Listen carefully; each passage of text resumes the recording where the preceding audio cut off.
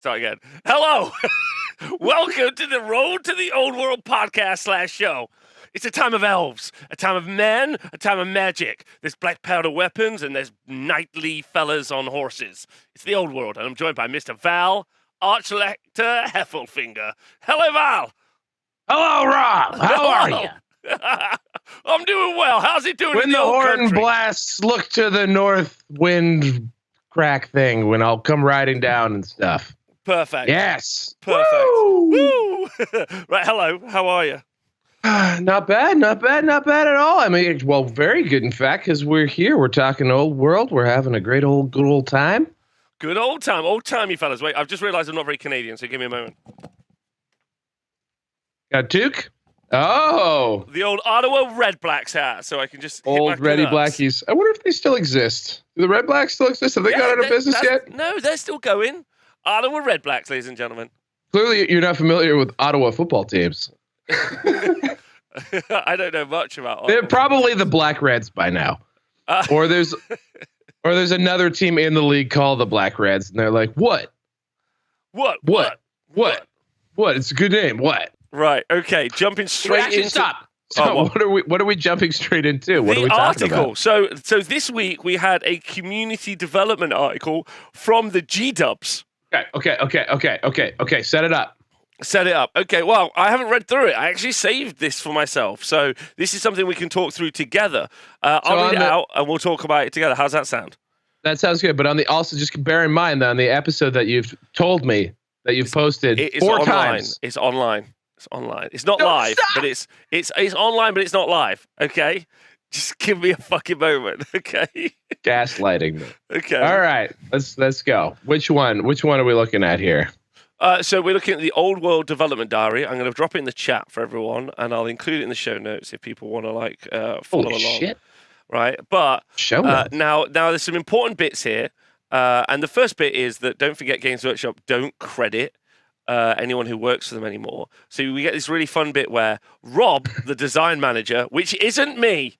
I need us all to be conscious that Rob, the design Rob. manager for It's Warhammer you. Old World. It's you. We know that you've taken the contract.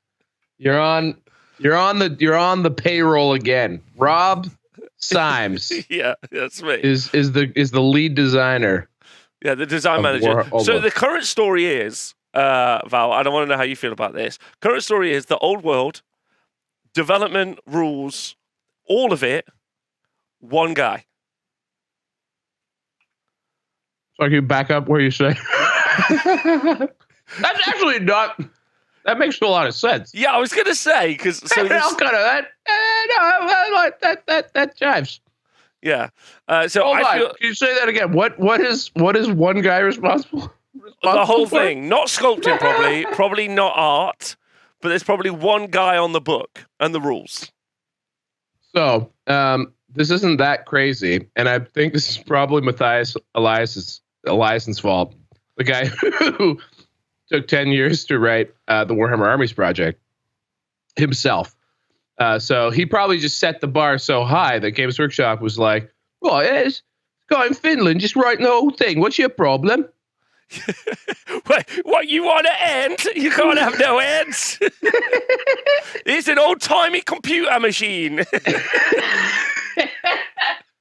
It's the old world. It's not the new world.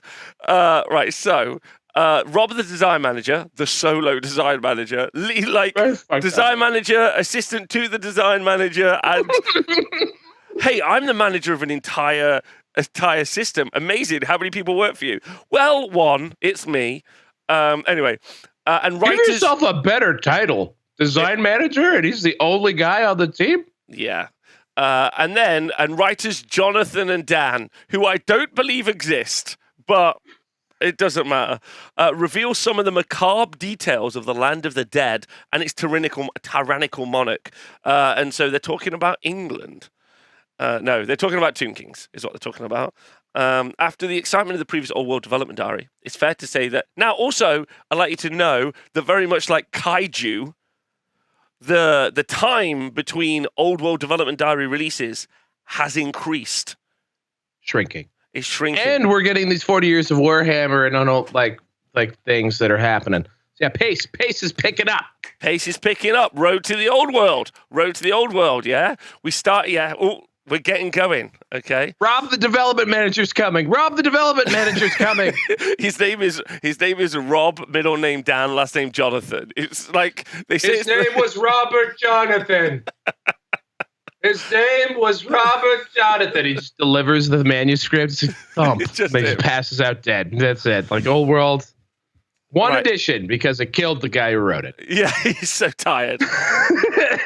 Right, in our previous article, we looked at the very heart of the old world and the empire of man. What we found was a realm both familiar fans of Warhammer, but also slightly different. So please do buy our new stuff. Not the unified nation you might remember from Warhammer Fantasy Battle. Again, if you've only just joined us the first time, when the old world is released, while Warhammer Fantasy Battle will be like a nod, something we could be conscious of, that it's going to be a time period before then. And as Val very eloquently pointed out last week, the Empire probably doesn't have wizards. And so while the Tomb Kings probably won't see much change because they're fairly immortal, maybe we'll see a slightly different kind of like Tomb King roster or Tomb King world. We're not sure. Anyway, then we've got some kick-ass art of the Tomb Kings. I don't know if this is new art. Val, I don't know. What do you think? Is this new art? I don't think it is. I think it is. Oh, you think it is? Yeah, no, this to me looks a lot like the sort of the design mock-up, very similar to the Bretonnian Archer, the Orc Boar Rider. Yes, it does have the same art style. That one artist working hard. So that it's probably Rob with his toes. He's drawing with his toes, typing with his hands, and then there's just some sort of management goon behind him, just his arms crossed. Well, when you are purely like designing everything through ChatGPT and like Midjourney, like I feel like you only need the one man. Can you imagine? That's why we're getting 2 a month now. Can you imagine the tears of joy he must have wept when ChatGPT released? And he was just like, "Oh my God, help! Oh Lord, you answered my prayer." I like how he's all English and also Southern American at the same time. Yeah, that's true. That's true. Also, immediately fired. Because the goon behind him just saw him. He's like, "Right, what's that thing you're typing into?" "Oh, boss, it's a thing that I can just magically write to, and it writes things for me." He's like, "Cool, get out."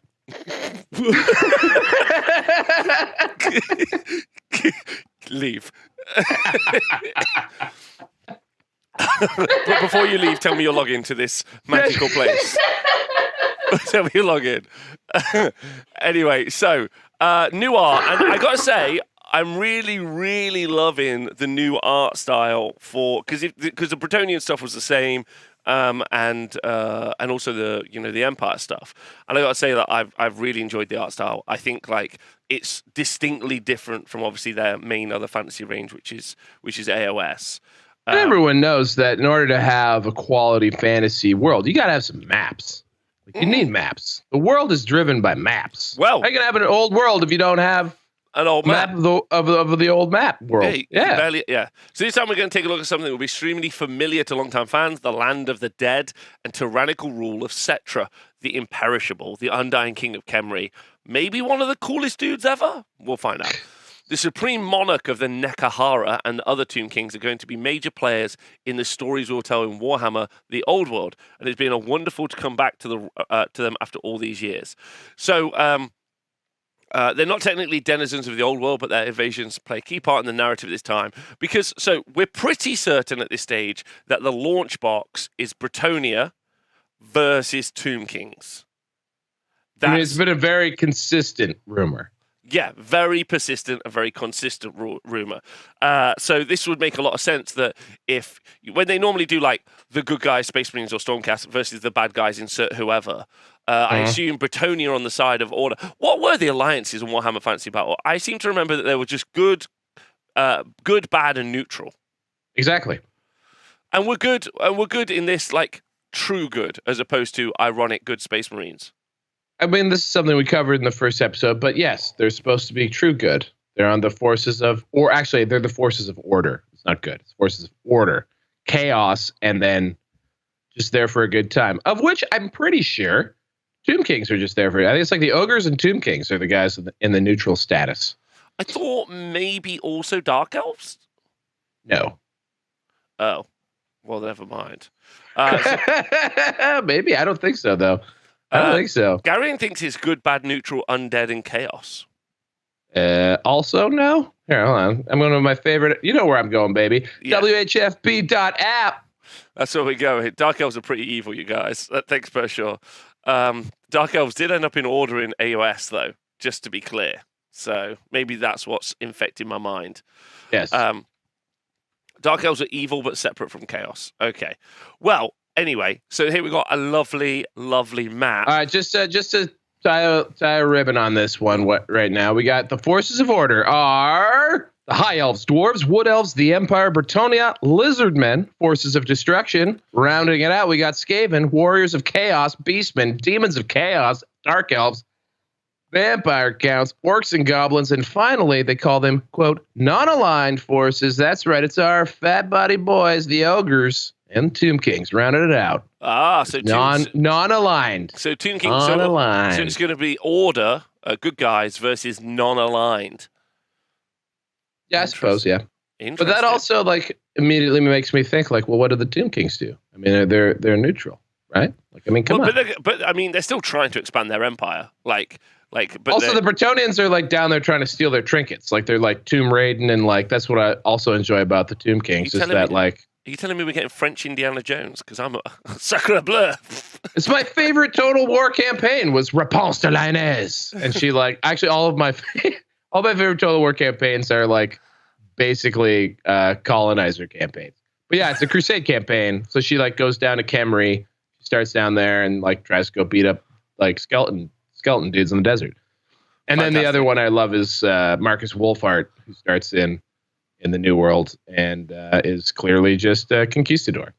I did take Total War 2. I took over the whole map with Wood Elves, and it felt the best. But with Durthu, just the best because the whole thing turned into forest. Bad man. Yeah, it was really great. I do hope.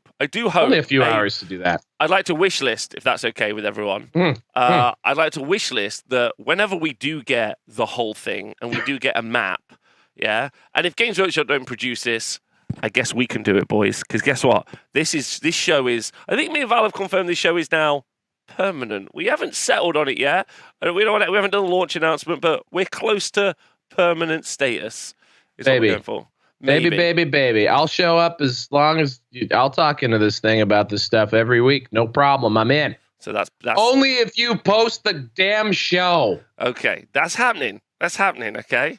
The show got a name yet? No, the show's not got a name yet. But Warhammer Fantasies is something I threw out there. What do you guys think? Warhammer Fantasies. We are absolutely not doing Warhammer Fantasies. That's a whole other show. Coming up next, we got Warhammer Fantasies with your friends Rob and Val. Come on.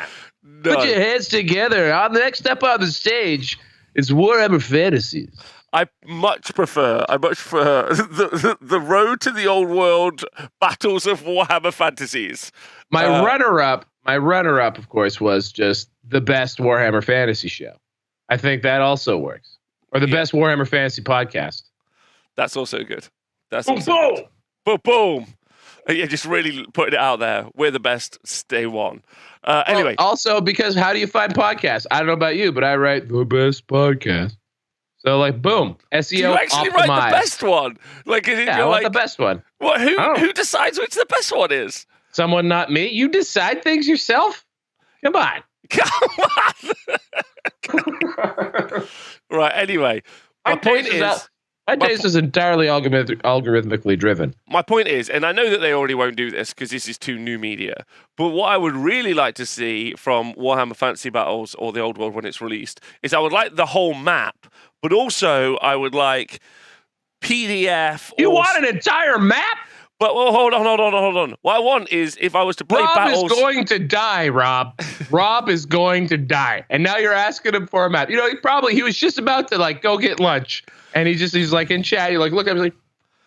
He turned around. Now he's drawing a map. Yeah, now he's drawing a map. Okay, but Rob, the design manager, writer, author, sculptor, and also painter, if he has time, I would like an old map. But mainly because if they were to be smart and they were to create a PDF where you could pick out chunks, it would be awesome awesome to replicate some of that old world Total War campaign and be able to like play a battle with your friends locally and be like, hey, we're going to battle over insert area and then take over. A bit of a campaign system with that map, because you can do that in Total War. You can do that in Total War, and I mean, this could be a whole other. This could be one of our endless. There's so many veins for content, but let us not forget Mighty Empires. Yep. The hex-based campaign system that was released. Two editions of it was released for Warhammer Fantasy Battles, and it's really cute. They have all these little hex tiles with like cities and stuff, and you could battle it out. But it was all kind of, I think, just sort of like it was an abstracted territory. It wasn't like a specific place. Kind of looked like a Catan board. Yeah, make it square based. That makes sense. There's also Battle for the Badlands, which is an excellent campaign book that released for 8th edition. Rob, just wind me up and set me free, buddy. Let's go. Okay, well, you're doing really well. I'm proud of you. So there's Tomb Kings. So talk to me about just not Tomb Kings. How do they play in current? Because Val, as you know, or if it's the first time you're listening, is currently playing Warhammer Fantasy Battle 8th edition or 8.5 edition. Let's say. I have a games played report. I actually played a game this week. Yeah, anyway, do you have a TLDR? We're doing. No, of course not. I can tell a story quickly. Come on. All right. So talk to me about Tomb Kings. So Tomb Kings are one of those incredible factions that got lost between Warhammer Fantasy Battle and Age of Sigmar. They never made it over. But they are. I mean, they're effectively the guy from the Mummy. We're rooting for him. We were normally rooting for him, but we're always rooting for Brendan Fraser and Rachel Weisz. That's always going to be the combo that we root for. I mean, as a 12-year-old, I was rooting for Rachel Weisz's blouse. Am I right? She's a human being and a fantastic, talented actor. I just happened to be 12 when she was super famous. It's not my fault. It's not my fault. It's not my fault. It's not my fault. I'm not made of stone. God damn. What a crackling amount of sexual tension between an ascendant Brendan Fraser and Raquel Weisz. Am I wrong? And also the leader of kind of the protectors of the Mummy. I can't remember what his name was, the actor that played it, but the guy with the pencil thin mustache and the bags under his eyes, and he kind of talked like this. No, the guy with like the tattoos across his cheeks and was like the leader of I can't remember. The Black Hand or whatever they were. Yeah. But the good guys who were like, yeah, they were great as well. Anyway, but more or less on that. It wasn't The Rock, no. So full disclosure. Yeah. Tomb Kings, this is an era of Games Workshop where they do weird things. So they take, in fantasy battles, when you go from, I think it's 5th to 6th, they take vampire counts and they break it up. So like Nagash used to be kind of an undead dude, and that all kind of, it wasn't vampire counts, it was just undead. That's right. Well, because vampire counts come from Tomb Kings. They get split. In the lore. Yes. Well, yeah, they go back and they find out all of the, like, because Nagash has the Book of the Dead and all of that, like how to reanimate people. There's a whole lot of lore here now where I'm definitely out of my depth. In fact, you have a guy who, for some reason, doesn't do anything but watch this show called Tomb King Tristan, who probably would be a great guy to like tag in to like talk about the delightful lore of this particular faction. However, I will just say that like they were sort of created and like split out when they made the transition from 5th to 6th. So they went with vampire counts and the aesthetic of the Tomb Kings, and that's when I started playing 40K. So like I don't know too much about them, but they did the same thing too with Chaos. So like Warriors of Chaos and Demons got split up, Anyway, kind of rambling, but yes, okay. They're like super cool. They're in the desert. They're incredibly ancient race of people. They've been around there for a very long time. And then I don't know where Nagash is before he comes back for the end times. I think he's like sort of like banished or something. Anyway, they're a really fun one to actually bring someone who knows what they're talking about in, because I would love to learn more about them. All right. Okay, great. I do know vampire counts come from Neferata. So she's the source of like vampirism. Okay, cool. So it's her that kind of starts that off. And I don't know if Nagash ended up like being there before he kind of took over the Tomb Kings. Nagash was born there, so was Nefi and Arkan. So yeah, they're kind of like they're like a tier and a generation previous to kind of your Manfreds and your von Carsteins. At least like way before that. Like they're like ancient history. They're like skeleton Egyptians, like straight up. So like that's sort of also where they are in the timeline. Yeah, and I think Nagash is the one who screws it all up. It's kind of like the Necrons in 40K too. Like they just sort of, I think they get kind of like curse trapped by their magic. Yeah. But anyway. Now, this is a side note, but the return of Heinrich Himmler is going to be one of my favorite. Wizard with hat. So this is an important thing for you to know. Heinrich Himmler, when he... that's the necromancer guy. Yeah. Bretonia, Scourge of Bretonia, and very clear allusion to Nazis. Yes, very much so. Yeah, maybe he shouldn't return. But... Yeah, you're right. Good point. But when he transitioned from the old world into AOS, he was just called Necromancer with hat. That was his and he was not differentiated from normal Necromancer. You would just take a Necromancer, but you could buy Necromancer or Necromancer with hat. A real reduction in his status as a character. Anyway. Well, that's like Skarsnik. I think when he becomes Goblin guy with big squig. Like he did a Goblin big boss with squig. Yeah. The mighty have fallen. Yeah, they have. Heinrich Himmler is like a super dope guy in the lore for sure. Really maybe we should get a name change. And maybe change it up. Also, may not be born yet. I don't know how long lived he is. Oh, that's a good point because we are a few 200, 300 years before. 400? Like the guys 400. You can bank on are elves, lizardmen, demons, some of the dwarves. But even then, some of the dwarves I'm pretty sure are like going to be like, "Hey, you like those dwarves? What if we learned about them when they were a kid?" Like it's that kind of a situation. Because they would I think all the current leaders would be like very youthful during the Great War against Chaos. Probably the Skaven as well. The Skaven lived for 10 minutes, so no one from the Skaven would be the same. That's cool. Skaven would be a total change up. Who else would be similar? Yeah, that's basically it. Basically, your elves, your dwarves, your lizardmen, those guys will all have consistent people. But I don't know when Lord Croak goes supernova and turns into a skeleton. Way before. He's a Gen 1 and it's in the War of Chaos. So Well, we're in one of the Wars of Chaos. That's it's a one early one. Yeah, okay. Early one. Yeah. Right.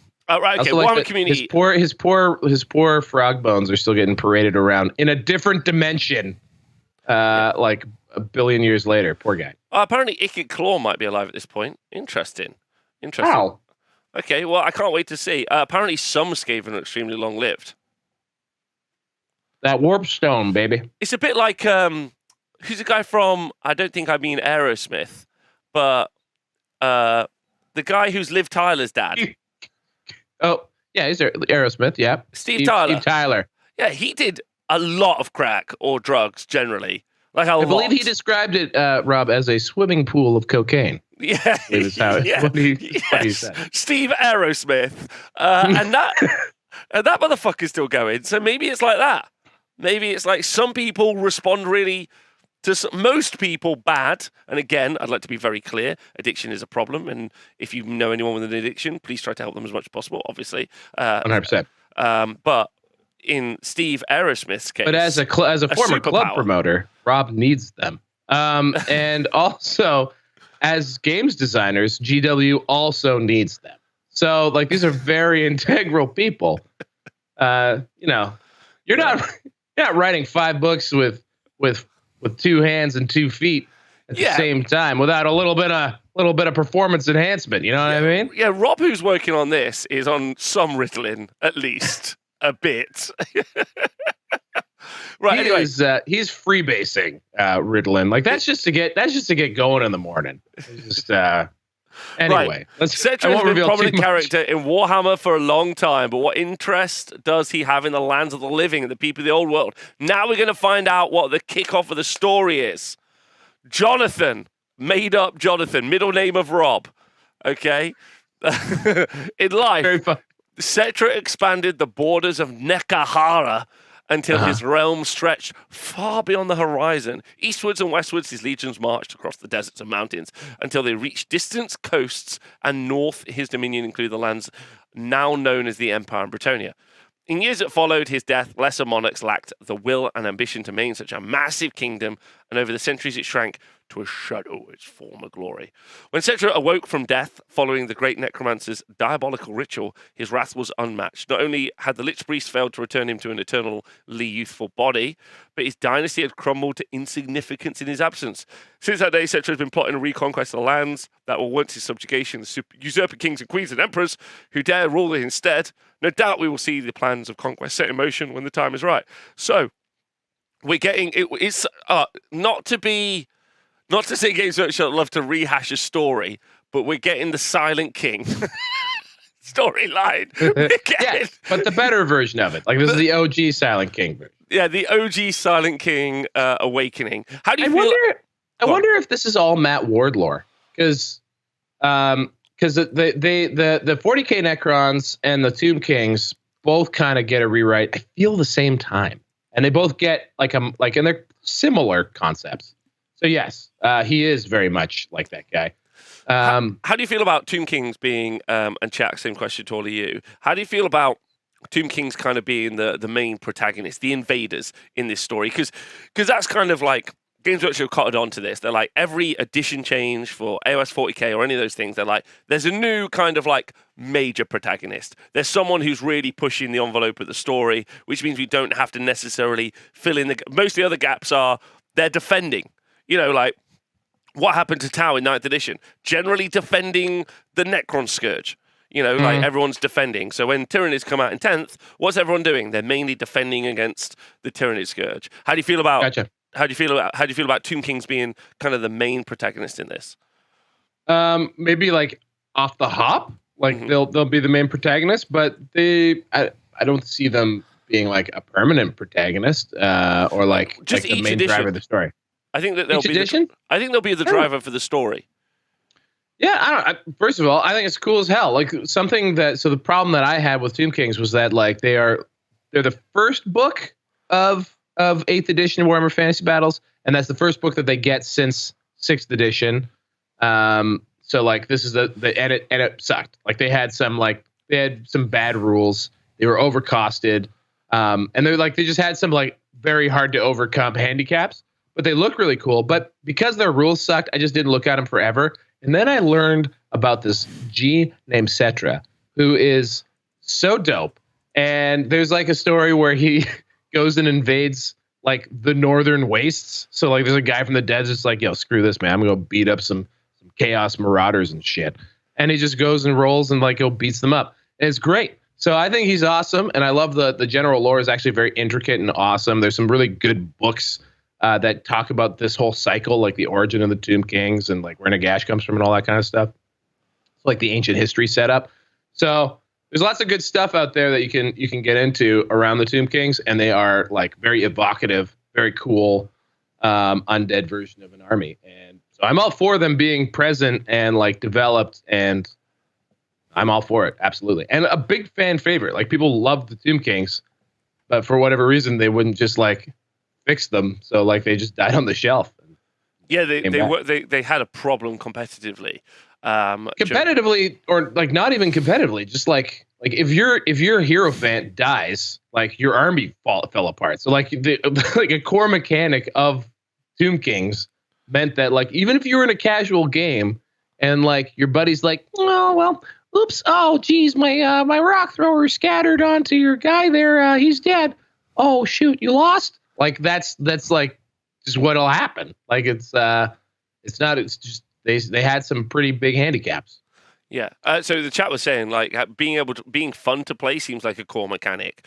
Yes. I gotta say that I really like the Tomb King range. Yes. as it was, because it had all of the elements. Like sometimes armies are a little bit monosyllabic, but like, this has got cavalry, heavy cavalry, chariots. It's got like, kind of more your foot troop, and then your elite foot troop.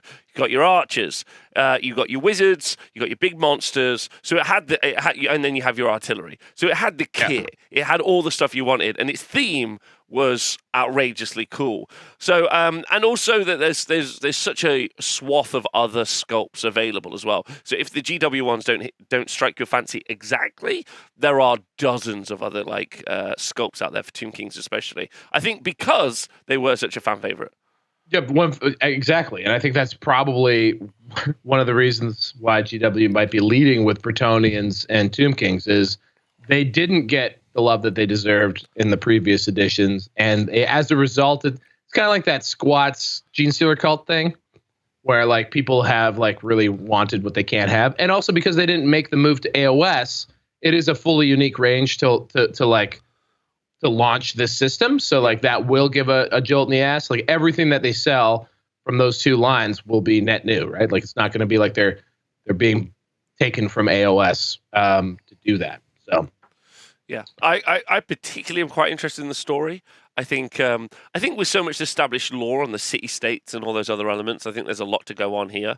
Especially as, and I know this doesn't sound weird, going backwards, like being an AOS bro and going backwards and being like, and I was a Warhammer Fantasy Battle bro as well, but being like, oh, cool, Neferata, like this is fun, let's go back, which is good.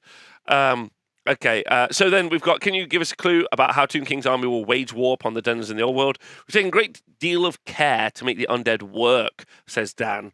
It was vital that the rules represented balanced game mechanics while evoking the frightening image of rank upon rank of skeleton warriors marching in unison, as chariots speed towards the enemy flanked by monstrous constructs animated by the ancient magic of the mortuary cults. This will be able to wield with the powers of the Lich Priest once more, commanding skeletal hordes to arise from their tombs and march upon the lands of the living. So literally just blurb, nothing of any value in that content there. And then we said, go on. I'm just laughing. Yes. I mean, was there anything of value in that? We tried to make them an army you can play.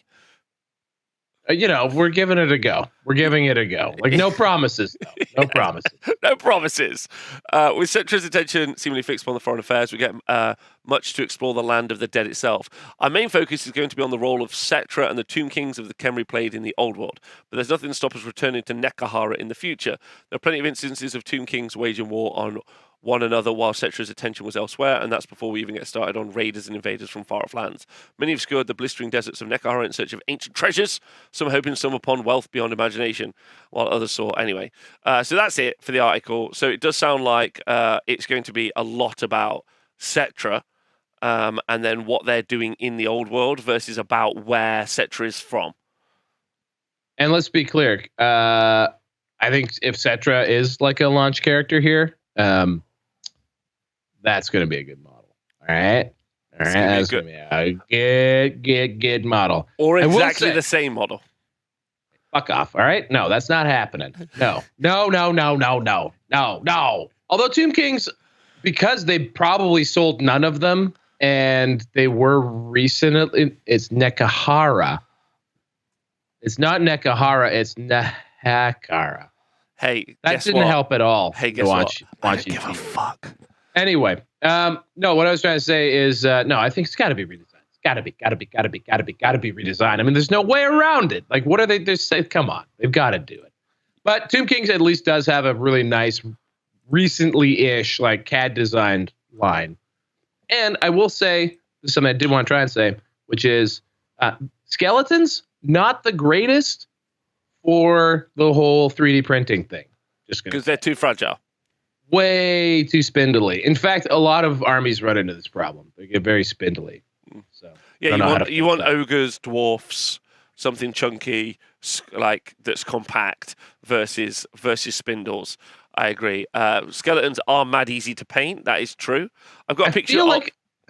I feel like slap chopping skeletons though is going to be like resin 3D printed skeletons. You'll just be like it'll just like snap break apart. Yeah. Every time, So yeah. tricky. Here you've got. I think we've got a picture of of Cetra on the screen. If people, so for podcast people, I'm looking at not the best horses I've ever seen sculpted in my life. Some of the worst, you might say.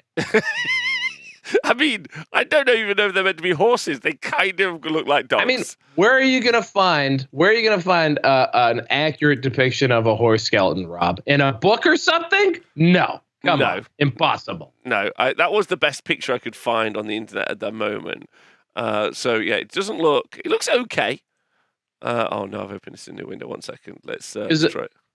So that's probably like a 6th edition sculpt, because later on they do get better at ethereal horses, like the Black Knights, and that kind of stuff does look better. Like, look, someone looks like there's a picture of someone who gave him better horses. Right below on the right side. Oh yes, someone did give him better horses. Yeah. Let's see that. Let's see what the future could look like. Ooh. Oh no, it's on Pinterest, and you got to make an account. Stupid. No one's making an account. Pinterest, back off. All right, just leave us alone, Pinterest. No one's doing it. Okay, I can't. I don't know what's happening. And then also it's obviously in Old World as well. Or sorry, Cetra is in the Old World. So not in Old World. Sorry, Total War is in Total War. So there is also a sculpt in Total War. Yeah, there is definitely a sculpt in Total War, which looks pretty badass. Let's have a peek. There we go. I think. Oh, there we go. Oh no, we can't see any bigger. It's not doing any of it. But there it is. Good content. Good content, yeah. Yeah, really good. I really prepped. Well, I didn't know what was in the article, so there we go. Right.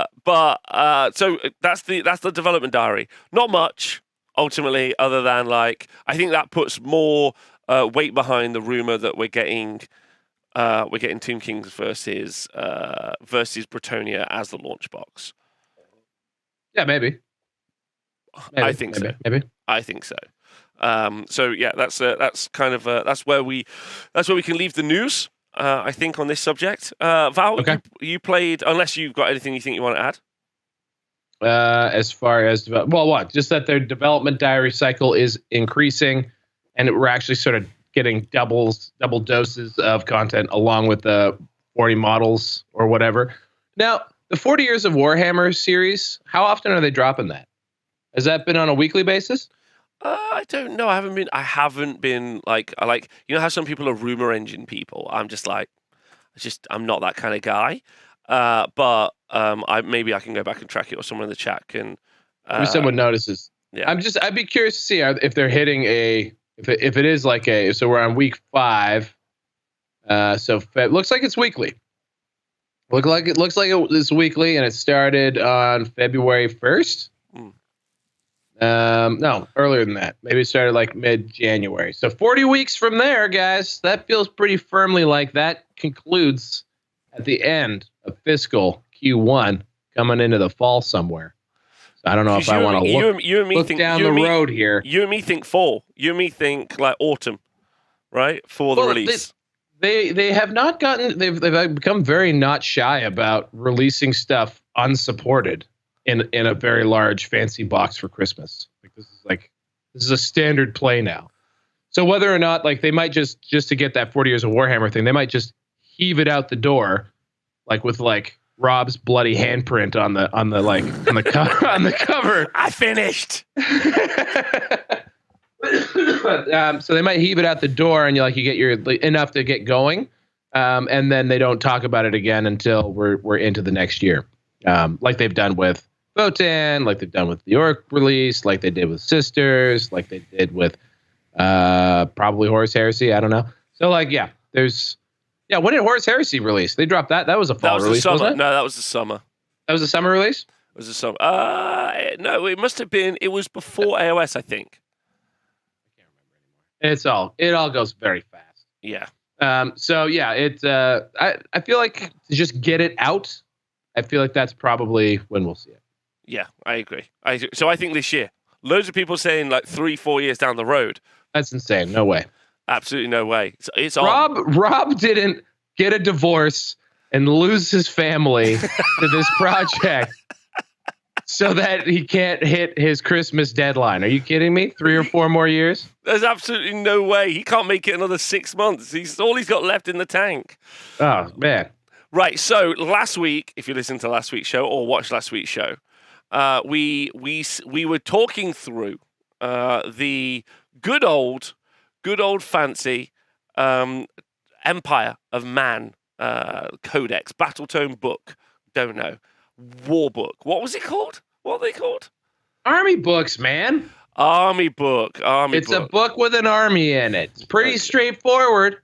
So if you were excited about that, go back and listen and talk about it. And what we're mainly talking about, our main kind of conversation is going to be about the units generally, and if we think we're going to see them make it through into Old World. Val made some great points last week. He said, obviously, that we had the Empire of Man haven't as of yet learned much about magic, so we're likely to see few, if no, wizards at all. We might not have had any negotiations with the dwarfs, so we might see little to no black powder weapons. So something to be thought about. And then literally what I want to look at here. Was when is Leonardo da Mirangliano? Sorry, Leonardo da Mirangliano. The chief engineer is from 1978 IC to 2027 IC.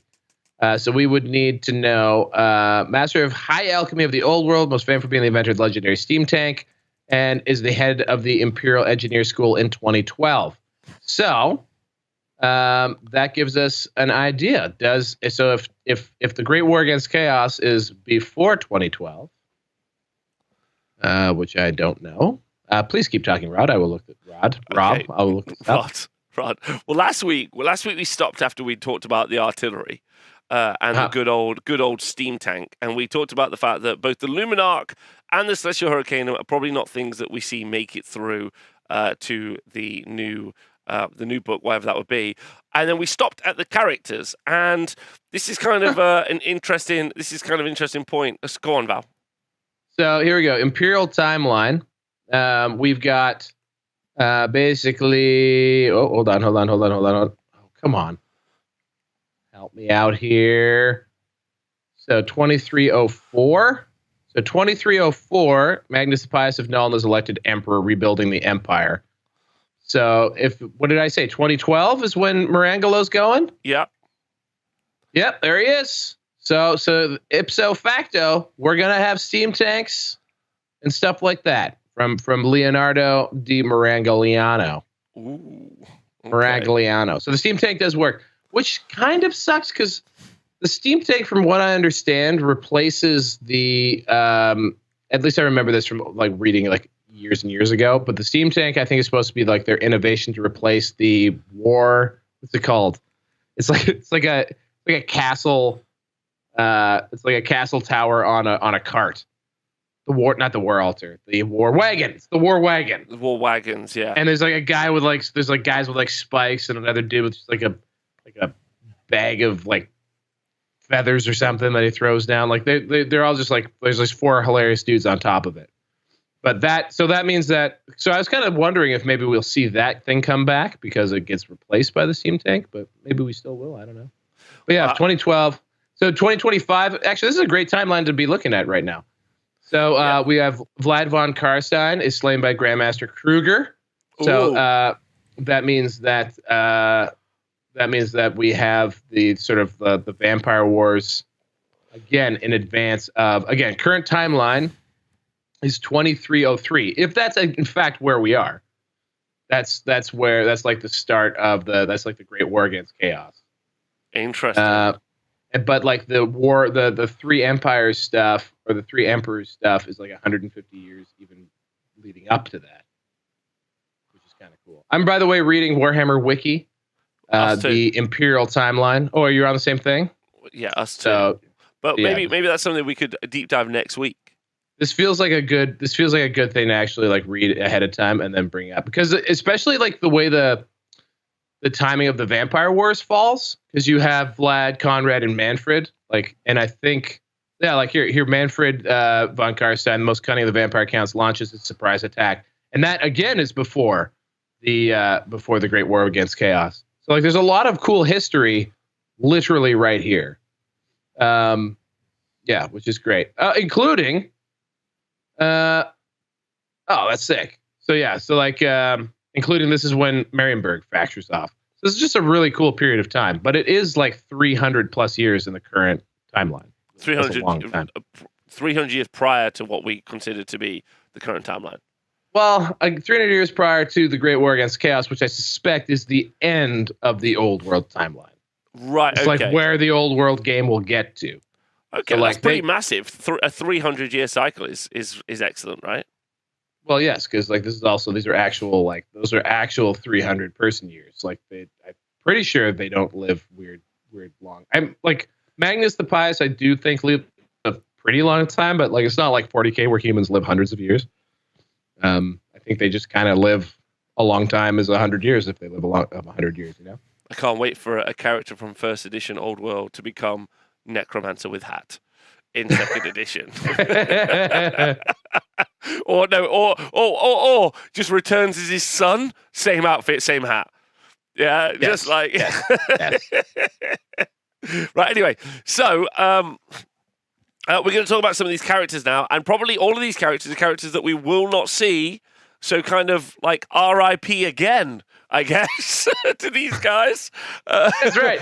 It's a double death. It's a double death. You didn't make it into AOS, but you didn't make it into... It'd be funny if you get an index for Old World and you do get rules for all those models, but Heinrich Himmler is once again wizard with hat.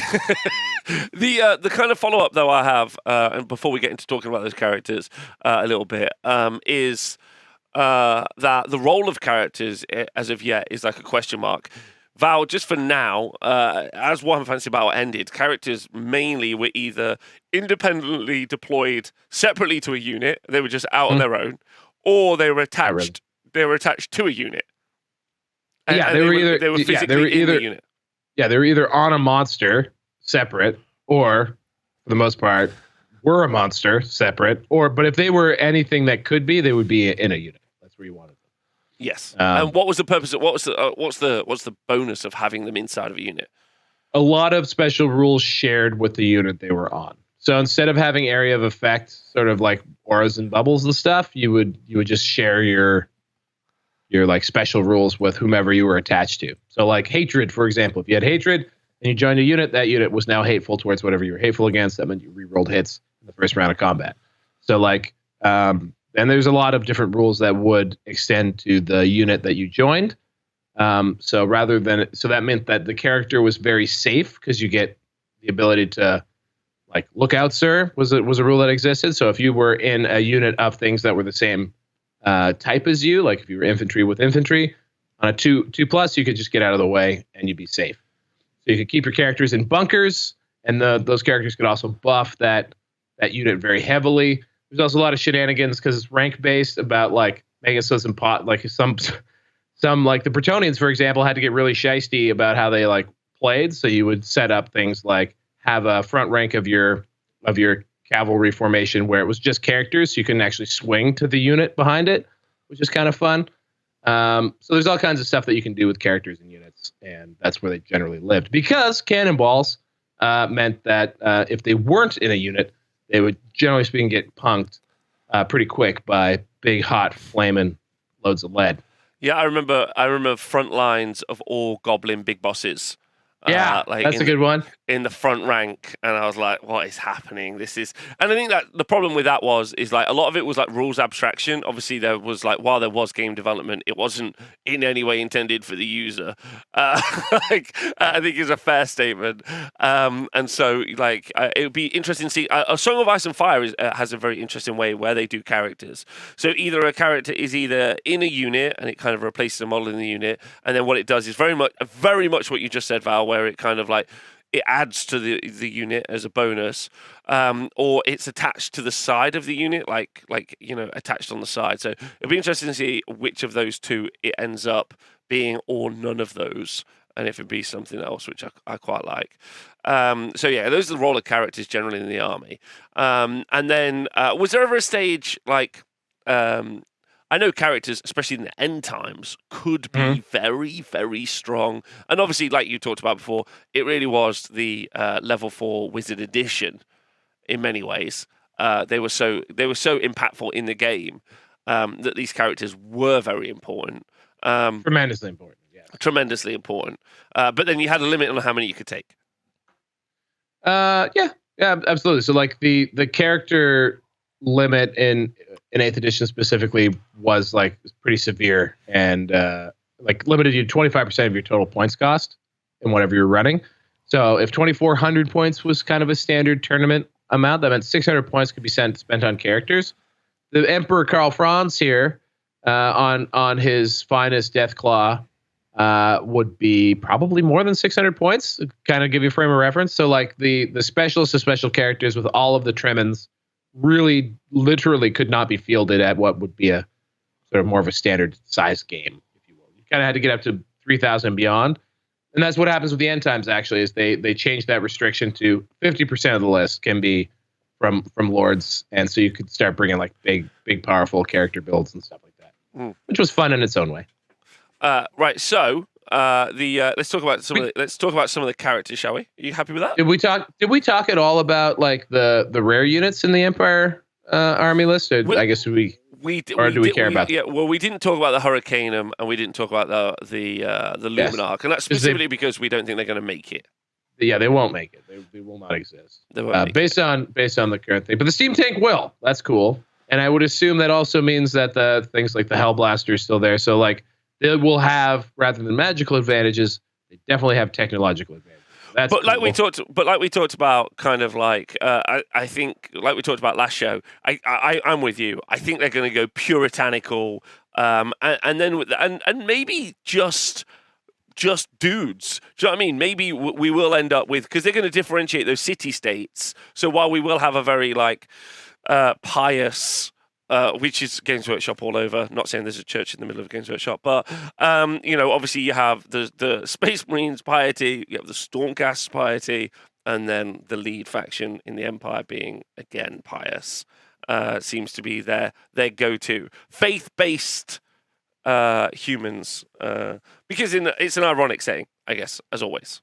I guess I don't think it's ironic. This is definitely not ironic, isn't it?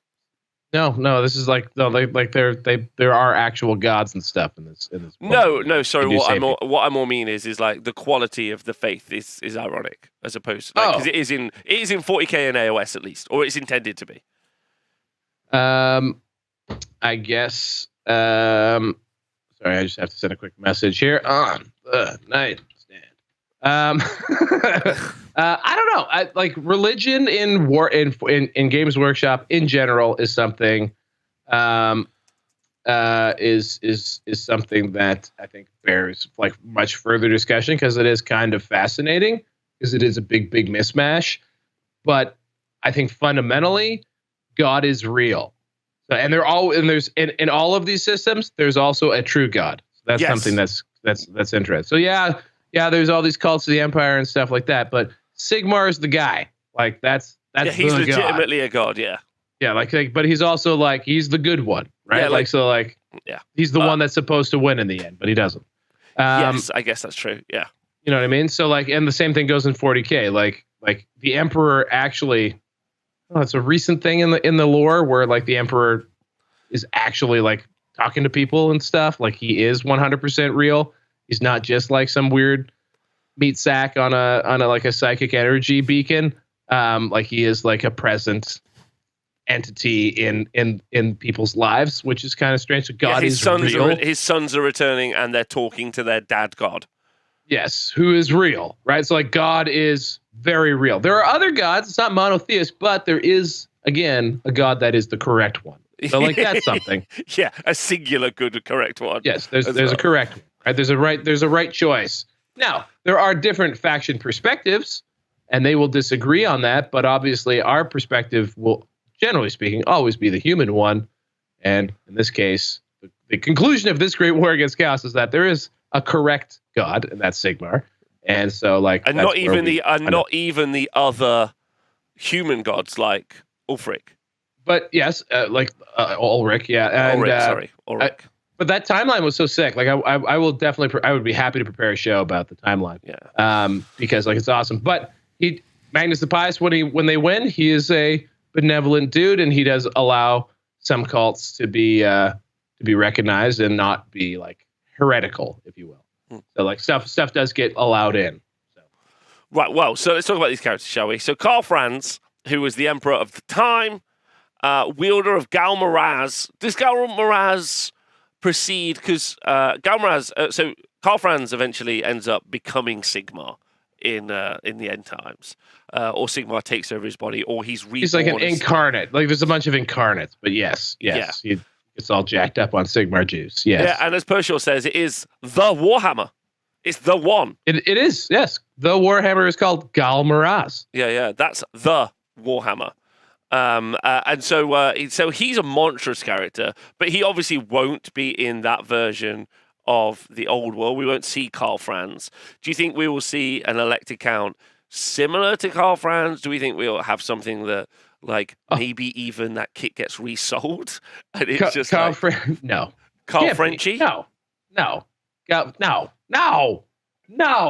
They have so my number one thing, and maybe I'm completely wrong, but I'm going to go hard in the paint here, and I'm not hanging out in the cafes of Nottingham, so I have no idea. I also don't know. I know you have this suspicion that I do know, but I don't know. That's good. So like neither of us know. We're both like I'm just we're spitballing. both like I would be in the cafes of Nottingham if I could be, but here's my general thought on this. Mm-hmm. If this thing doesn't move paper and plastic, why are they doing it?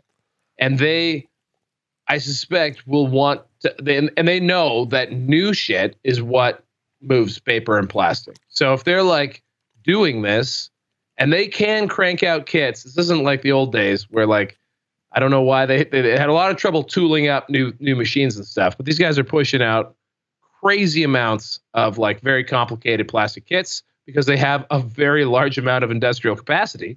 So I think there's no way that this game gets largely released on entirely old models and like rehashes of kits like a guy like Karl Franz, a recognizable character.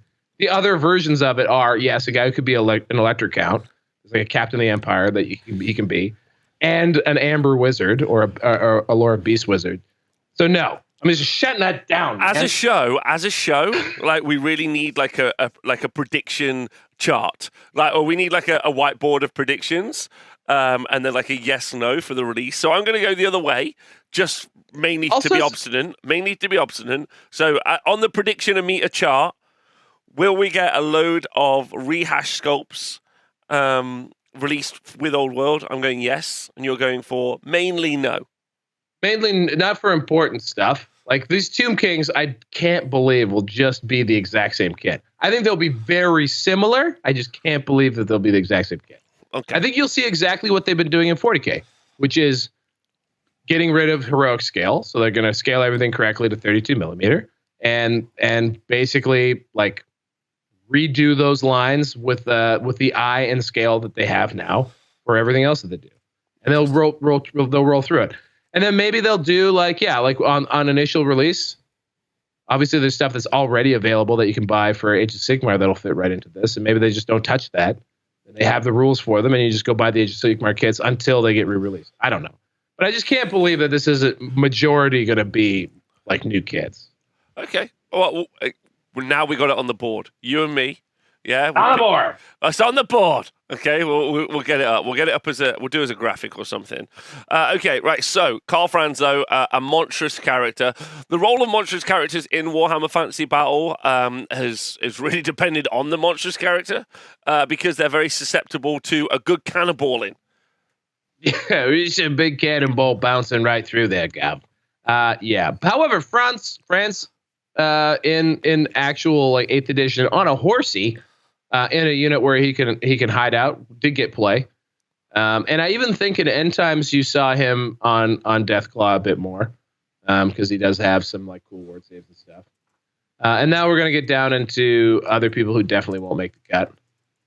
Oh yeah, definitely. Yeah, okay. I think they might, because that's a current kit in Age of Sigmar. Not sure is what I'm going to say. It really, we'll see.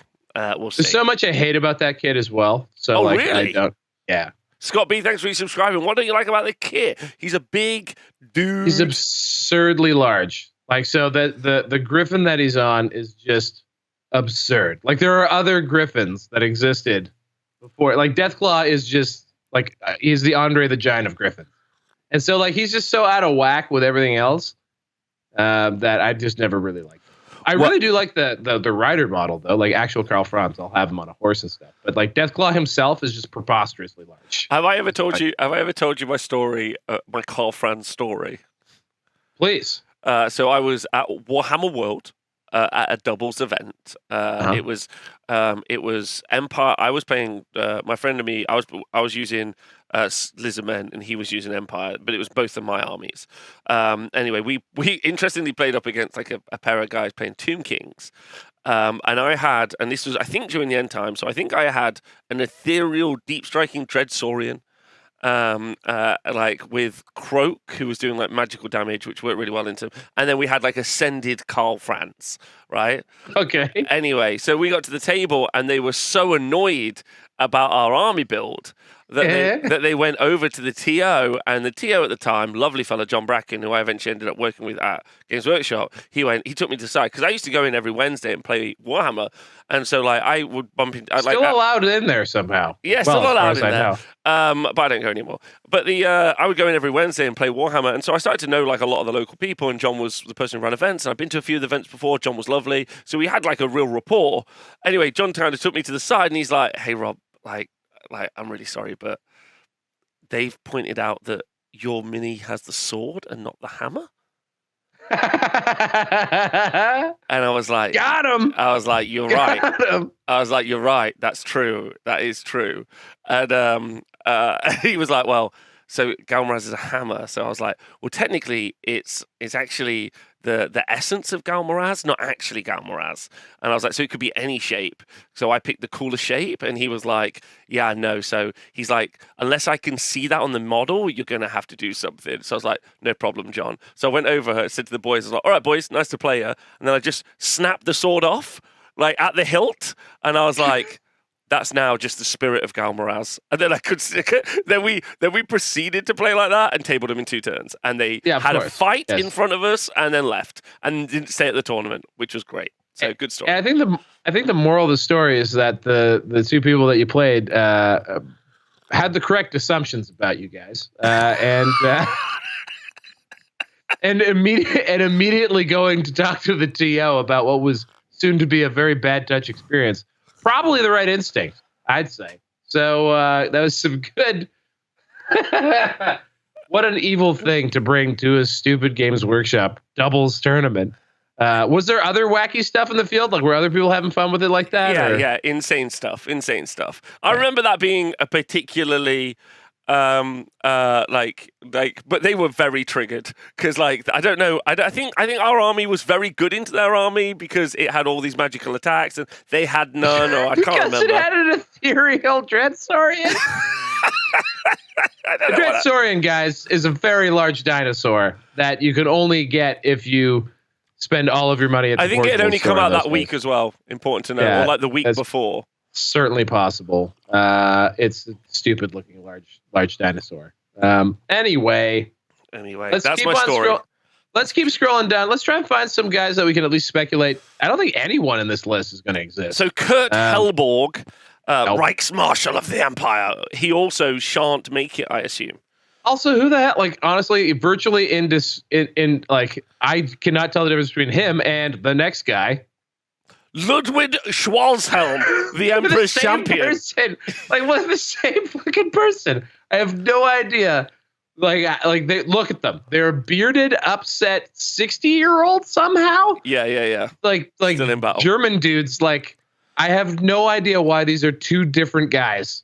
Like, they are literally the same guy. It bothers me. And he's got. Oh, that's actually kind of cool. So Solend, I think, is like completely destroyed. Gorbet Ironclaw, by the way, when I was in the timeline, that's a cool thing. He seems to be around in this era. Oh, interesting. Do you think that in the Empire we're going to get not quite as many Germanic names, or do you think they're going to like overcommit to the Germanic names? They're German. Yeah, no, I understand that. What I mean is are they going to be very reductive, or are you going to be like, nope, this is just we're going all the way in? I think they're probably just gonna go get their like book of stereotypical German names, turn them into compounded names. So maybe we'll get like Karl Franz. Okay. But I mean Schwarzhelm and what's the other guy? Wait. Well, I mean, so there's Ludwig Schwarzhelm, and then there's Kurt Hellborg.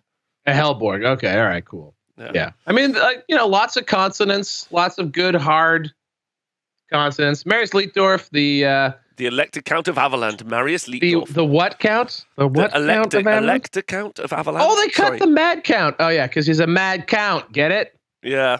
He's a real mad count. That one. Yeah. Good one, guys. Yeah. But they took mad count out of his actual title. Probably by accident. Well, I mean, the first line. Sure, they didn't care about mental health. The first line of his narrative is renowned as the Mad Count. Marius Lietdorf's reputation. So I would like to see. Do you think what we'll end up seeing is city leader sculpts? Because they love a good Primarch, right? So like if they were to do, that's why. Go on, after you. That's why I bristled at your assertion that they wouldn't that they would just re-release all these characters. Like, what else does Forge World do other than like sick? Like even now they do like resin character stuff. So like I think like you'll definitely see a bunch of like cool dudes on horses. Yeah, I would. I personally agree. I think that the smart play for them is to make a general kit of stuff that you could take for the Empire, and then specialized units that you could put. Like if you're playing Avaland, for example, or if you're playing, one of the other. You think no? No, it's just hell yeah, D6 roll on the mental illness table. D6 roll, Honke. That's not funny. Yeah, let's see if I get out of bed this morning. Nope. Does not deploy. The Mad King just doesn't get there. Yes. It's like. I mean, to be fair though, Warhammer Fantasy Battle had a real issue with mental health. Like, you could legitimately just make someone stupid. You're like, these are stupid. There was stupidity. Yeah, these are stupid. Other ones, like there was some genuine kind of domestic issues with orcs and goblins. They had animosity. Animosity. Sure. Yeah, that's an issue. So anyway, but Marius Lietdorf unlikely to make it. Although I assume we're going to see the Rune Fangs. I think you 100% see the Rune Fangs. And the other thing is too, like these are dynastic families, so like you might not see Marius, but maybe you'll see his dad. Yeah. Stuff like that. So like maybe we see an ancestor of Karl Franz down in where's he from? Everland? Is he Everland? Karl Franz isn't from Everland. He's from Reichland. Reichland, yeah. Reichland. Reichland. Right. So then you got Marcus Wolfhart, the Hunts Marshal of the Empire. So this is only valuable thing that's going to come out of this discussion is if you have a Marcus Wolfhart specifically still in the blister, just don't even just create an ad on eBay and sell him immediately. Sell him as fast as you possibly. Send it to us. Sell it for money. And then send us the money? No one needs a Wolfhart except for whomever is paying like $300-$400 for these things. This dude is who appears not America in the video game. Uh-oh. Okay. Yeah, he's a lot of fun. Like he's like a colonizer. He's a brutal colonizer, and had a great time fighting lizards and Skaven with this guy in Warhammer 2. Okay, next up, Volkmar the Grim, Grand Theogoniast. So Theogonist? Theogonist? Theogonist? Theogonist, bud. Yeah. Theogonist. Not going to see him either. No, and I think this is where Magnus the Grand Theogoniast. Now I have to say it like you did for some reason. Yeah, he probably is going to be. Magnus will be the Grand Theogonist. Or there will be a Grand Theogonist in the Empire because, like we've said, they're going to be very much non-wizard based. I mean, I'm sure we're going to see some version or something like Marcus Wolfheart. We'll end up with a Lord level character. Like we'll have all of the archetypes, right? Lord level character that's a hunter, Lord level character that is just a really good dude on a horse, and then a Lord character that's very much kind of going to be, a paladin sort of level character, in my opinion. Yeah, and the Grand Theogenist exists for like the entire timeline. Like they're around forever. So like he's like the Pope. The Pope has been there forever. So there will be a Grand Theogenist. Battle Pope is important to point out. He's a battle Pope. You need to have a Pope that can just wade into combat with a big old hammer crushing fools. So yes, we'll have a version of this guy. Were there ever any legit battle popes in regular human history? That's a very good question. Probably not. The shoe's not good for it. Yeah, I reckon that there's... Yeah, and it's such a faff getting a new pope. There's the smoke. There's something to do with doves. Like, it's very complicated. Like, not involved. I mean, everyone's got to travel there. No one liked it. The roads are lumpy. They're all old, very rich people. It's a whole ordeal. Yeah, if I was like the local staff, the pope's like, I might battle. And I'd be like, listen, it's a Thursday. The horses are currently like at the stable. They're not shoed. It's going to be a whole thing. Like the support staff really not letting Pope out. Right? Okay, Luther Huss, the Prophet of Sigmar. Again, we're very unlikely to see any of these kind of these battle paladins. What were they called? They weren't called that, were they? Warrior priests. Warrior priests. We're likely to see some warrior priest characters, but we're not likely to see Luther Huss make it through. Old Papa Val needs to have a sit. Oh, there you go, baby. There he is. Let's get down. All right. More. So Luther Huss not making it, right? Luther Huss, no. Probably super dead, as in not existing yet. And then, but maybe making it. Nope. Or the OG version. You don't think Balthazar Gelt's going to be... We're not going to get young Gelty? No, certainly not. But the first version of Gelt will appear at some point in the game. But again, like the first head of the colleges of magic is like again right at the end of the timeline. Because that's Volans? Pardon? Is it Volans? Sergicia in the chat is saying it's Volans. There you go. So yeah, it's like somewhere again, like Teclis comes over and teaches them magic. So somewhere around there is when all the colleges get founded. So we won't get Gilded Gelt. We're just gonna get. But because one thing that might see that you might see a lot of. I'm getting like an ad right now for busted ass teeth, and I have no idea why, but it was just like a slideshow of some people with dental problems. Probably because I'm on the show. Maybe that's. It was actually Rob. He's making some extra coin on the side. So I would think that those guys won't be there, but because there's so much vampire problems, maybe we talked about this sort of, but along with the religiosity, but also witch hunters and stuff, maybe we lean more into those guys, dudes who are specifically about going to hunt undead folks. Maybe we see more like magic artifacts, like not produced internally but stolen and used. Versus bound magic versus created magic might be something we see more of. I can definitely see that. Well, interestingly, we then move on to heirlooms of magic. Not that we have to touch on these in any particular amount, because this kind of brings us to the end of the book. But one of the things that I really, really, really, really, really like about Warhammer Fantasy Battle, and I can't wait to return, are magic items, artifacts, and upgrades, specifically because they're pointed. I know there's a really great conversation, saw a great conversation online the other day about how they're like, I don't ever want to build Plague Marines. Because if you ever look at a Plague Marine page, it's like, it's the worst. It's the worst. It's like 2 in every 5, 1 in every 13th on a Tuesday. And you're like, oh my God. Well, it's also because, yeah, go on. I like them. The points value weirdly adds to the kind of excitement of what the thing is versus them all being free. So this is interesting to me because it's a very AOS thing.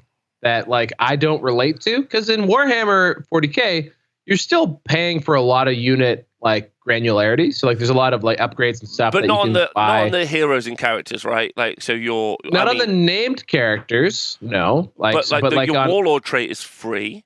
Your relic is free, and then in fact but you can they're play more CP for another relic and another like yeah, warlord trait, but for like example. so, yeah, but I mean ultimately that does kind of break like that's still a finite resource. They just changed it to CP and like everybody has basically instead of it being like you have 2,000 points, you have to get all of your spending in on that budget. There's a 2,000 points budget and a CP budget that you can also spend on artifacts and stuff. Yeah, but I prefer like what I Everything never together. liked about that is that it's the same thing, right? A CP, all of the items are worth a CP, right?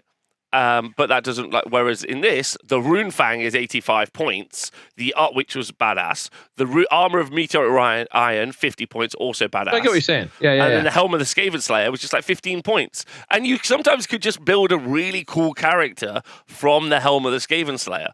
Like you could be like, I'm just going to put that on a dude. Like it was fun. You could add more even. I always thought that was really great because then it also gives you a way of like balancing them. You're like, do you know what? This artifact is too good, more points. This artifact is rarely taken, less points. Love that. Yes. So it feels better, I would say. Yes, and I guess maybe I just it doesn't feel that foreign to me because I don't know why. Maybe I've been living in a fantasy world for a very long time, but like I guess it's something I maybe take for granted is what I'm trying to say. Yes. Like from a design perspective, and also like even just the granularity of like how much you can do at the individual like unit level. Like there's a lot of options and stuff. And I think where 40K gets weird is, and this is also just a strange thing with Games Workshop. I think there was like a memo at some point where you can only have options that like in the unit that match what the actual kit has. So like that's when you get like 2 Plague Marines out of 5 can have like this gun, and like this because that's how many come on the sprue. Whereas once upon a time it was more like anyone could have as many of those things as you want, but then you had to buy like 17 of the same kit to get the one guy that you wanted, right? Yeah. So like, but also they're inconsistent with applying this logic. So like sometimes they don't have like sometimes you can just like take multiples of one item and like it's not restricted at all by the models in the kit. And like sometimes like even just the idea of like them having rules for models that they haven't released yet, sometimes that's a big deal. Sometimes it isn't. So anyway, it's just inconsistent, and I think is the big issue there. I hope that they go away from being constrained by the model kit, because I think that's just really annoying. And instead they have rules like they did in fantasy and like this era of 40K where you can just equip your dudes with stuff and you can kit bash stuff and make your armies however you want to make them. And I think that's a lot of fun. Yeah. I think anything that adds to your playability is something that's really important. Like when the game releases, you and me will be the tournament podcast on it. But that doesn't remove like the awesomeness that is the narrative, and also is like the hobby element of it. Because I'm like, it's really difficult. You know, whenever you listen to a podcast, you're like, "Where are the competitive guys?" And you're like, "Okay." And you're like, it doesn't feel like as well rounded as you can. Some people are very well rounded in these things. I like to think of myself as a good old fashioned all rounder. Yeah. Yeah. I can play on any pace, coach. I'm not the best, but I'll try. I think like you also have to like, because the thing that always frustrates me about like the competitive conversation is like some people are very good at like building good lists, but everyone tries to build a good list. Like this is, I think, something that we agree on, right? Like no one sets out thinking that they're going to build a shit list, or at least very few people do. So like mostly it's just that people don't know what's good. And so like having a knowledge of like what is good and what is efficient allows you to either not choose those things on purpose because you're tailoring your list to a different power level, or B, lets you choose those things on purpose to like make like really genuinely good stuff. But I think mostly it's just like folks always are building what they think is good and then get really disappointed when their idea sucks. Agreed. That's more likely, I feel like, what happens. I agree. Okay, so artifacts. I assume like this has been wildly common. Artifacts, magic weapons, magic items has been wildly common in Warhammer Fantasy Battle forever. So even if they revert to, let's say, 6th edition, or they make up a new system, I very much feel that this is going to be something that returns. Yeah, and also these are things that we could see some narrative consistency in because they're heirlooms of the Empire. They've been around for a long time, right? So like that's a lot true. of this stuff might literally be you might literally be able to have the Steel Standard or the Griffin Banner. I don't know the exact things there, but like depending on what their background and lore is, you'll see some of them come back. What's cool is they could put a battle plan in or a mission where like you're trying to like make sure the Ring of Volans gets crafted, or they could do a storyline where the Ring of Volans is crafted as part. That's awesome. That's kind of fun. So what just happened there was like Rob down in the old world bunker just like picked up his notebook, put out his cigarette angrily, just threw it at the wall and started again. Like, okay, sure, we'll do fine, Rob. We'll do that then. No problem. I'll just keep working 1,000 hours a week. No problem. sorry, Bunker Rob, writing all of the. So that's it. That's it for Empire. Do you want to try and tie Empire up in a bow for us? What do you think? Like TLDR me Empire as is, as was, and maybe as will be. As was, certainly not as will be, but as was, Empire was like the James Bond Q plus magic army. So like it has all of the fun gear and tech that they could sort of like think of and stuff. And then you add magic and sprinkle in some characters there, and you have like a really fun army. Like I have a battle report I can talk about. I just played Empire versus Warriors of Chaos. Tell me, baby, let's go. So I was playing against the Adam Camilleri, who's a gigantic Warhammer Fantasy fan, currently stationed at Midi Wargaming in the battle bunker in the double bedroom. Will someone have sex at the Midi Wargaming battle bunker? This is as close as it's ever going to get. Will they ever? Adam Camilleri walking in alone with no one with him is as close to anyone is ever going to get to having sex in that room. Oh dear. Anyway, so he's there, and he was here for a moment, and we played Warriors of Chaos against Empire. I played a list that was completely stolen from the 2014 ETC lists. From the German team. I've actually messaged the guy and said thank you for it in the past, which was funny. And he's like, yes, that's no problem. Why are you talking to me? So, yeah, basically the way it works is you've got a couple big bad bricks, about 80 halberdiers and 2 units of 40. So this is the 8th edition, very large units thing. And then behind it, you have those like really cool altars. So you have the Archlector on a War Altar of Sigmar. You have the Luminarch of Hish, and you have the Celestial Hurricanum. All of them have aura buffs, specifically +1 to hit from the Hurricanum, which extended to Sigmar from what I understand. You've got from the War Altar passively Hatred, so reroll hits, first round of combat, reroll hits. And then from the Luminarch, you get a 6-up ward save, or an invulnerable save, for anything within 6 inches. So you got like a quite nice little set of passive buffs. And then with the Lore of Light, which they can do things like add attacks, add initiative, double movement. Like they can turn like the Lore of Light, the magical lore in this game can basically make like regular dudes very, very, very good and efficient. And almost all of them in 8th edition, you could cast most spells at either like a regular casting power, and then there was like a super, like a boosted version of it.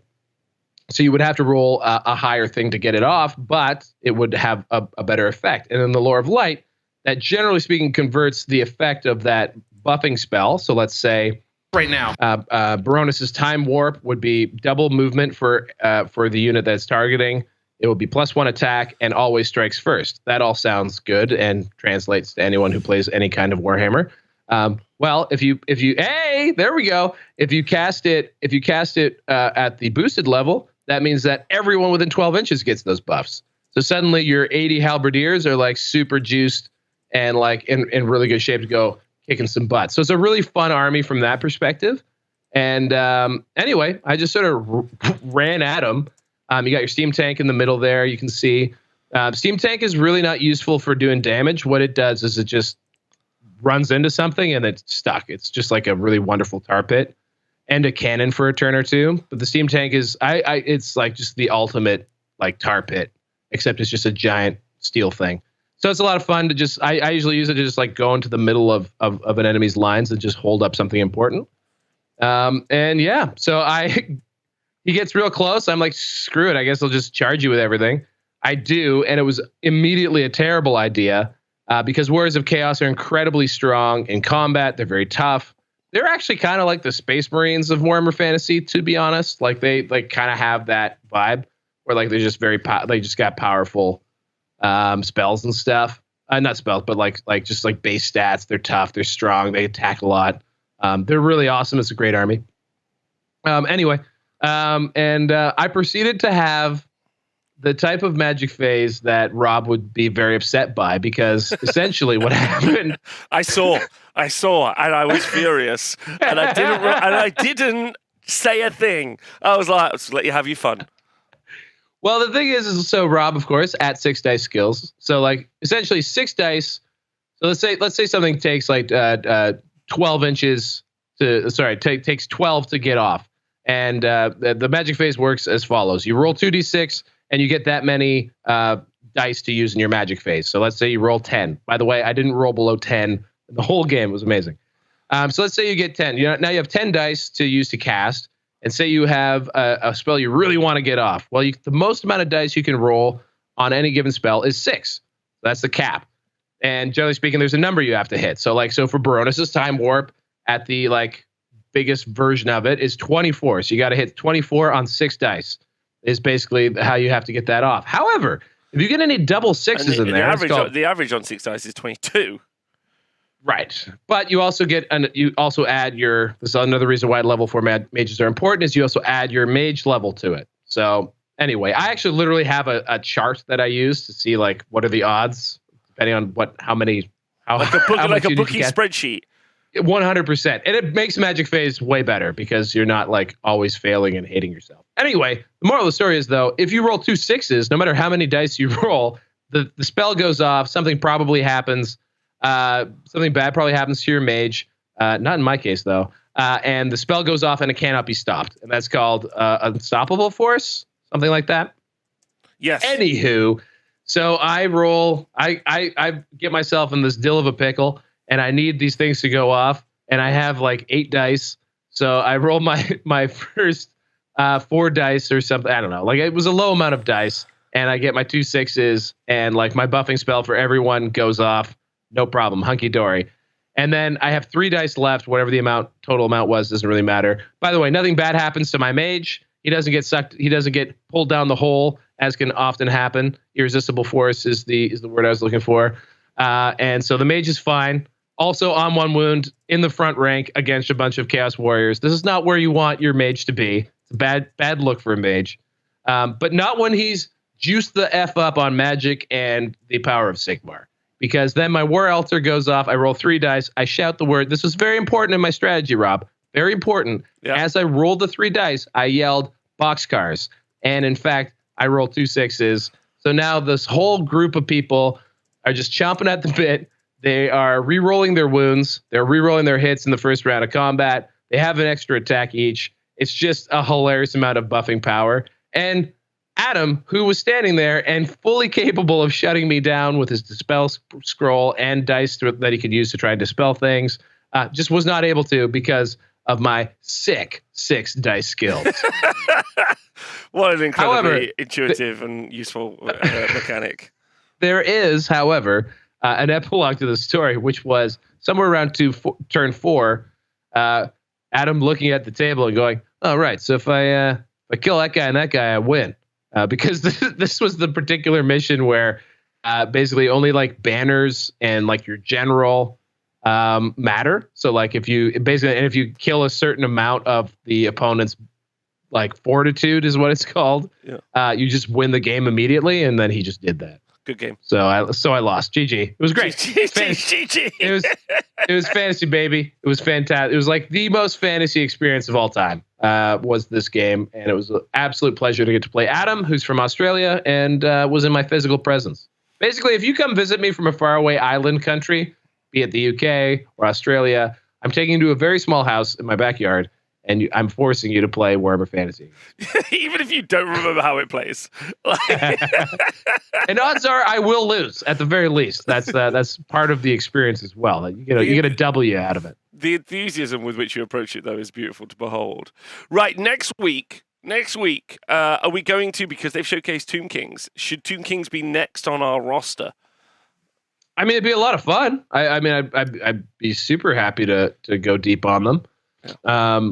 I think it'd be a great. Like I said, I don't know if you want to bring. I don't know if you're open to bringing in other people in this relationship. We can do. I'm just conscious of like time, and also it's not actually the Tomb Kings, if that makes sense. It's like, it's just, by the way, like, remember these guys, because we're the road to the old world. This is, at the moment, is not like this is where you're gonna learn some very good content about Tomb Kings. This is us all having fun as we move towards the future. But I assume, like the articles, it will pick up steam as we go forward, so it doesn't have to be what we do. Maybe we could put a poll out.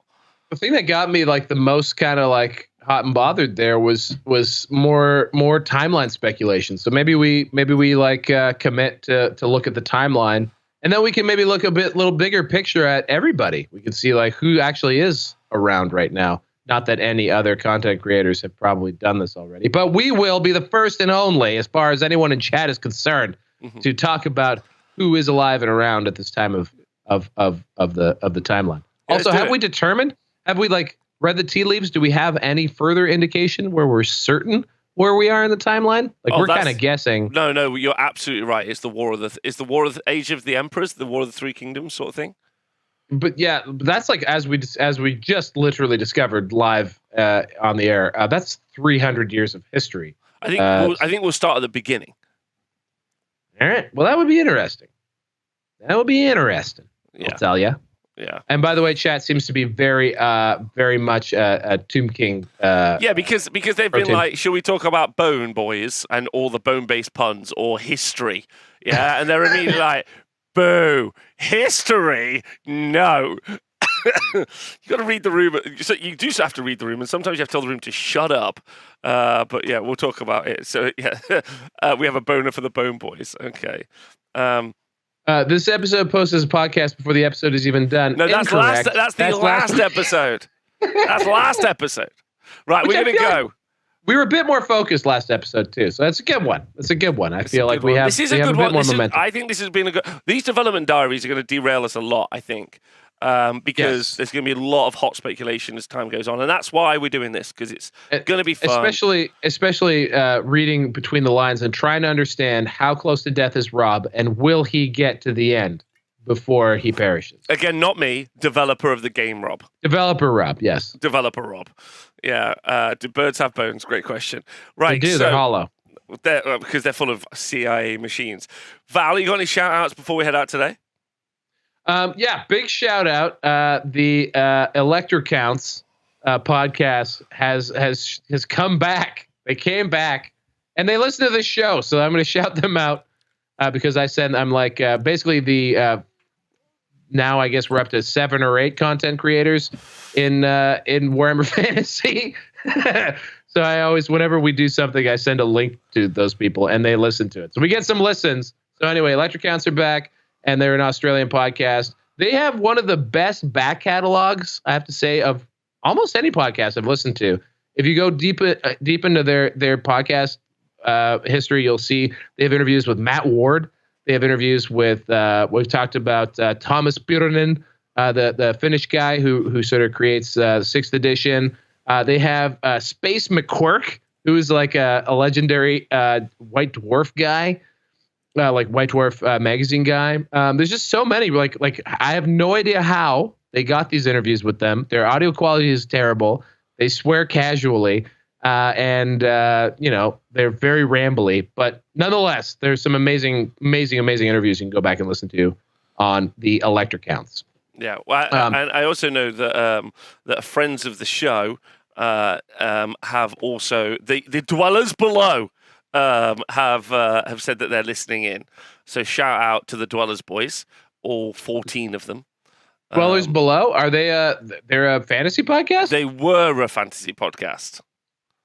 Oh, Yeah. well, they must have removed their podcast from podcast aggregators because I never found them before. What the hell? Yeah, so Nick Hohen one time took an entire year off to live in Germany to train for the ETC. That's incredible. It's incredible. But anyway, chat, thank you very much for tuning in. If you are listening to this as a podcast or as a YouTube video, then do share it with your friends and for people who might be old world curious. Obviously, Val is a lot more informed than I am, but all of us are finding our way because none of what we knew, some of what we knew is going to be relevant in old world, but right now, it's still all in development and we're all learning and finding out together. So join us on the journey, the road to the old world Warhammer Fantasies podcast show and or live the best chat. Warhammer Fantasy podcast. Yeah, the best Warhammer Fantasies. But we'll talk about the name later. Thanks for tuning in. See everyone soon and goodbye.